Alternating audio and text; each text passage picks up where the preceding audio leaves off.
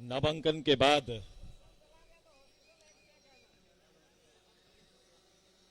इस सभा में इस राज्य के नेता मुख्यमंत्री आदरणीय रघुवर दास जी इस मंच पे हमारे निमंत्रण पर और इस विजय अभियान को बल देने के लिए बिहार सरकार के मंत्री और इस राज्य के प्रभारी आदरणीय मंगल पांडे जी, भारत सरकार के मंत्री और वर्तमान हजारीबाग लोकसभा के प्रत्याशी आदरणीय जयंत सिन्हा जी, मंच में इस सभा के आदरणीय अध्यक्ष, इस क्षेत्र के नेता आदरणीय रविंद्र पांडे जी, इस मंच पे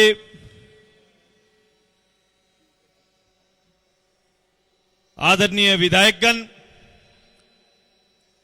मंच में आज के इस कार्यक्रम के और इस लोकसभा के हमारे लोकप्रिय प्रत्याशी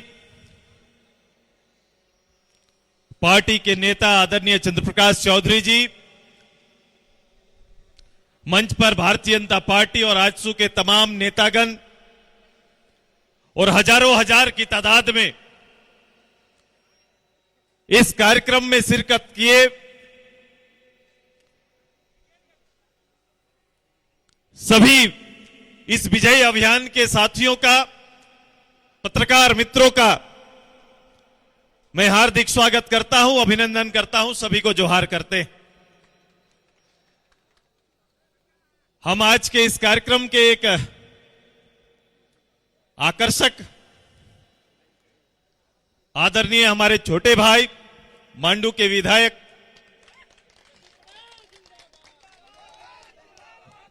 जेपी पटेल जी का भी हार्दिक स्वागत करते हैं। आज मानो पूरा दिन इस गिरिडीह, बोकारो और धनबाद आसपास में सभी बूथों से, सभी गांवों से नौजवान का हुजूम। कल चर्चा कर रहे थे कि भाई नॉमिनेशन में आना है, एक सभा होगी जिसमें हम सभी लोग शरीक होंगे, लेकिन जैसे इस तरह से दिन बढ़ते गया, लोगों का तांता बढ़ते गया और सभी लोग एक संकल्प के साथ कि देश को एक सशक्त हाथ, एक सशक्त नेतृत्व आदरणीय मोदी जी के हाथों को मजबूत करने के लिए गिरिडीह से आजसू पार्टी और एनडीए के प्रत्याशी आदरणीय चंद्रप्रकाश चौधरी जी के नामांकन पर जाना है। मैं इतने कहूंगा कि इस देश में आदरणीय नरेंद्र भाई का नेतृत्व इसलिए जरूरी है क्योंकि आज पूरा देश में जितने भी महागठबंधन का दल हो, किसी ने संयुक्त रूप से देश के सामने कोई संयुक्त नेता तय नहीं कर पाए कि भाई आपको बताना पड़ेगा कि आदरणीय मोदी जी के समकक्ष देश का नेतृत्व आपका कौन करेगा। यह तय नहीं है, यह तय नहीं है, सुनिश्चित नहीं है। बावजूद इसके कि देश भर में मोदी जी के विजय रथ को रोकने का यह अभियान कार्यक्रम उन्होंने प्रारंभ कर रखा है। इस राज्य के 14 लोकसभा में हम सभी लोगों ने भी मिलजुल कर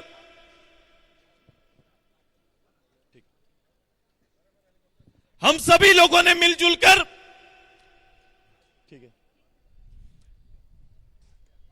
14 के 14 सीटों को हम जीतने का प्रण किए हैं, संकल्प लिए हैं और आज तक का सबसे बड़ा जीत की ओर हम सब आगे बढ़ रहे हैं।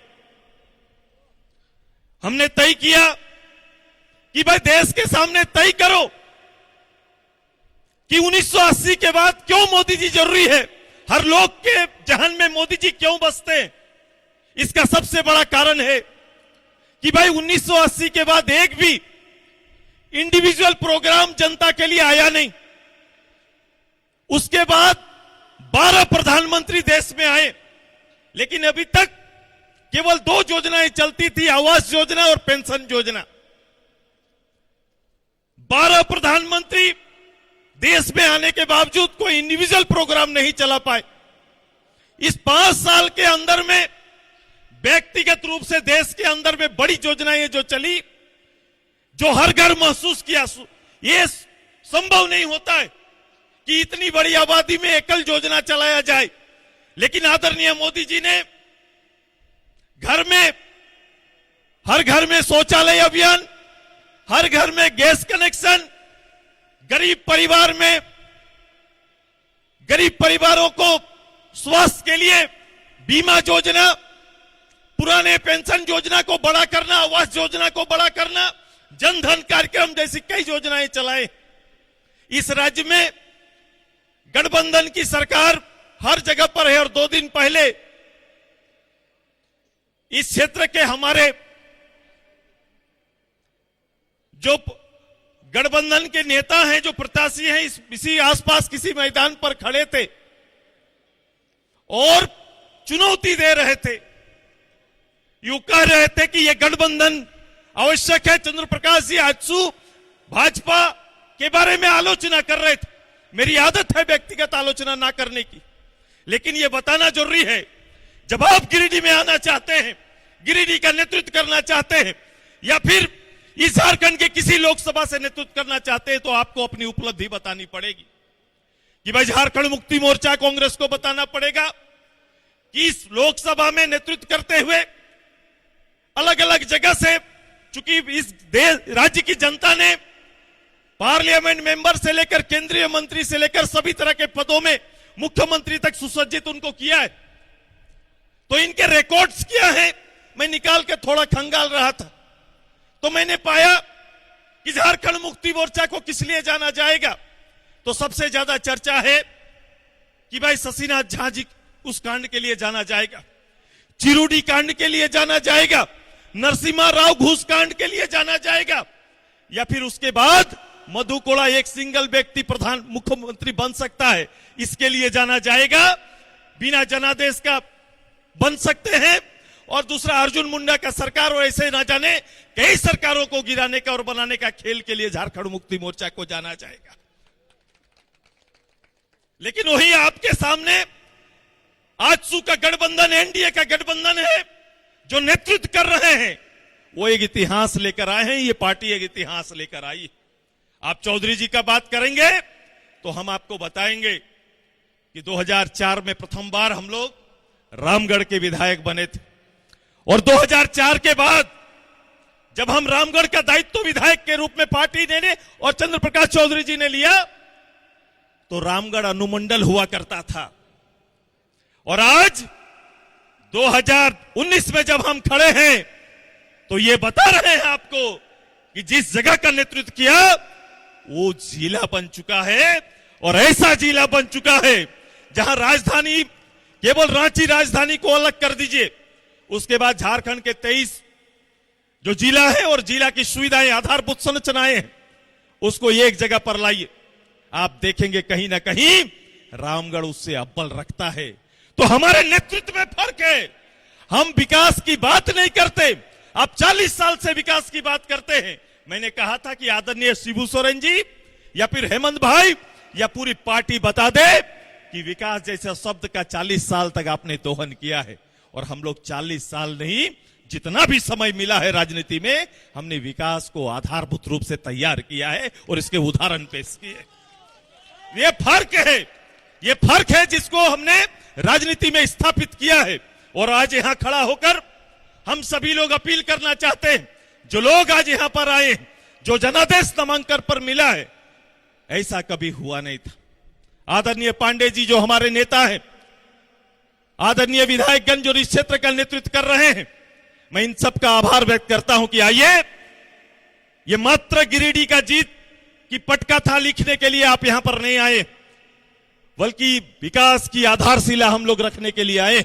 और इस विकास की आधारशिला में आने वाला समय, विकास की वो सब अवधारणाएं जो आदरणीय पांडे जी ने, हमारे विधायक बाटुल जी ने, हमारे विधायक ढूलू भाई ने, हमारे विधायक आदरणीय सहवादी जी, हमारे विधायक आदरणीय टुंडी के राजकिशोर बाबू, इन लोगों ने जो भी कल्पनाएं की है, आदरणीय हमारे नेता डॉक्टर लंबोदर महतो जी ने जो भी कल्पनाएं की है, उन कल्पनाओं को धरातल पर लाने की हमारी तैयारी है, यही संकल्प है। और इसी विषय का नेतृत्व के लिए हम लोग जाना चाहते हैं। तैयार हैं कि नहीं आप सब लोग? चूंकि यहां कोई पब्लिक नहीं आई है, मैंने देखा कोई जनता लेकर नहीं आए। जिस पार्टी और जिस एनडीए के पास हजारों हजार इतने कार्यकर्ता हैं, गांव से आए हैं, और इसलिए आए हैं कि शिखर उतना ऊंचा जीत हम लोग लिख देंगे। चूंकि यहां कंपटीशन हो रहा था, अभी कंपटीशन हो रहा था कि भाई हजारीबाग ज्यादा आगे निकलेगा, हमारे जयंत भाई बोल रहे थे, वहीं आदरणीय मंत्री जी कह रहे थे कि भाई जहां मैंने पैर रख दिया ये तो ऊंचा रहेगा। तो दोनों में फर्क, हम फर्क पर नहीं जाएंगे, लेकिन यह पता है कि प्रकृति ने सबसे ऊंचा शिखर तो गिरिडीह में ही तैयार किया है, ये यहीं पर है। तो हमारा हमेशा उस शिखर तक पहुंचने की तैयारी रहेगी। और उत्साही कार्यकर्ता, मैं आग्रह करता हूं आप सभी लोगों से, क्योंकि आपका उत्साह ही जीत का घोतक है, कार्यकर्ता ही जीत का पटकथा लिखते हैं। राजनेता अपील कर सकते हैं, लेकिन असली नेता तो मैं हमेशा कहता हूं कि आप है, जीत का अंतर तो आप तैयार करेंगे। यही तो तैयारी है, यही तो संगठन की ताकत है। और इस ताकत को किसी और ने बनाया नहीं, कि आपने चुनौती को स्वीकार किया है। कि बताइए आदरणीय मेरे भाई जी जो चुनाव लड़ रहे, उनको बताइए कि उनको भी ईश्वर सद्बुद्धि दे, सद्बुद्धि दे। क्योंकि आपने देखा कि एक परिवार का एक भाई मेरे साथ अभी जुटा है, अभी एनडीए के साथ जुटा है। भगवान जल्दी सद्बुद्धि दे और सद्विचार सत रास्ते में आ जाए, ताकि इस राज्य का तरक्की हम लोग कर सके, मिलजुल के राज्य को उठा ले जा सके।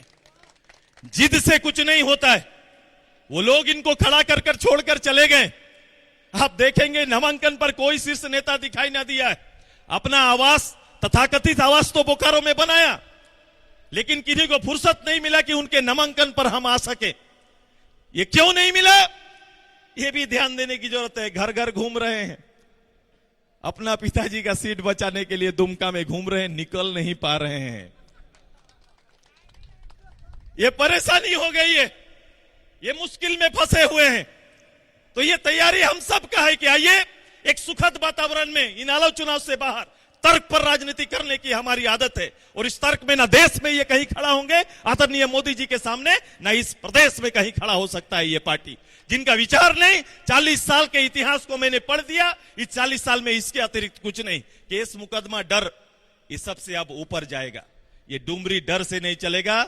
ये हमारा ये क्षेत्र में डर और भय बनाए। मैंने गया, चंद्रप्रकाश चौधरी जी आदरणीय मंत्री जी बता रहे थे, हर जगह पर जा रहे हैं, वो कह रहे हैं कि भाई केस मुकदमा में फंसा देंगे। मैंने कहा कि वो वातावरण अब बदल गया है, हम लोग यहां पर आ गए हैं, अब दरोगा राज नहीं पब्लिक राज चलेगा। ये तैयारी हम लोग कर रहे हैं,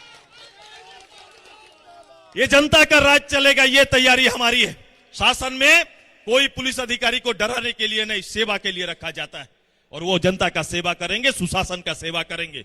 मैंने हर समुदाय से अपील की है कि आइए, वातावरण बदलने का राज्य का एक समय आ गया है, और ये वातावरण बदलना होगा। लोकसभा बहाना हो सकता है, लेकिन तैयारी बड़ी करनी है आप सबको मिलकर।